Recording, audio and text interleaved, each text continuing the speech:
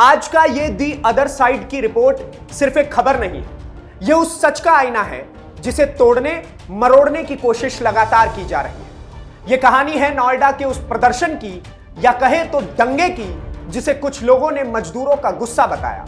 लेकिन जब मैं वहां खुद जमीन पर पहुंचा, ऑन ग्राउंड रिपोर्टिंग के लिए पहुंचा, तो तस्वीर कुछ और ही थी। मैं आपको यह भी बताना चाहता हूं कि इस दंगे के छुपे आड़ में जो कुछ लोग अपनी राजनीतिक रोटियां सेक रहे हैं, अखिलेश यादव, राहुल गांधी, अब ये सब भी बचने वाले नहीं है। सरकार की तरफ से सख्त एक्शन का पहलू अब कर दिया गया है। और साथ ही मैं आज आपको वही दिखाऊंगा जो मैंने अपनी आंखों से देखा, बिना किसी एजेंडे के, बिना किसी प्रोपेगेंडा के। दिल्ली से सटे नोएडा के औद्योगिक इलाकों में जब श्रमिक सड़कों पर उतरे तो शुरुआत पूरी तरीके से शांतिपूर्ण।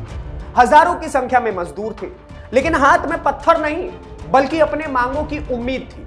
उनके चेहरे पर गुस्सा नहीं था, बल्कि सरकार से बातचीत की इच्छा थी।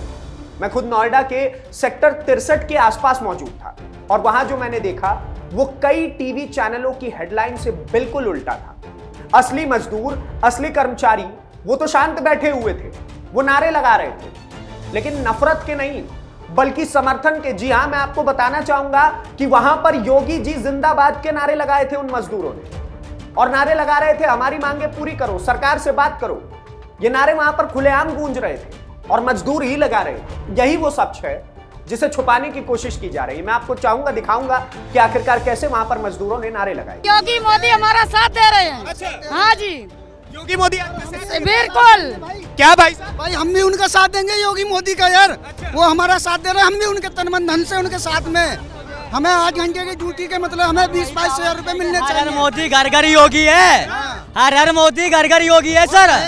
जी सर, आप समझ लीजिए, तो ये जो अखिलेश यादव जगह जगह पर ट्वीट करके, राहुल गांधी ट्वीट करके, और ये दिखाना चाहते हैं कि नरेंद्र मोदी और योगी आदित्यनाथ मजदूरों के साथ गलत कर रहे हैं, वो मजदूर खुद इस बात को जानते हैं। और यही कारण है कि मैं ये कागज लेकर के अपने हाथों में आया हूँ। इस कागज में साफ साफ लिखा हुआ है, योगी ने गौतम बुद्ध नगर में बड़े श्रम सुधारों की घोषणा की है। जब ये कंपनी वाले नहीं सुनेंगे तो हम प्रदर्शन कंपनी के ऊपर करेंगे, योगी जी के ऊपर नहीं।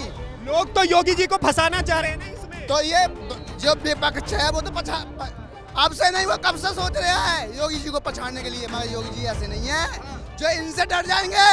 वो हमेशा सनातन के लिए लड़े हैं और लड़ेंगे, हमेशा लड़ते आए हैं और लड़ते रहेंगे वो।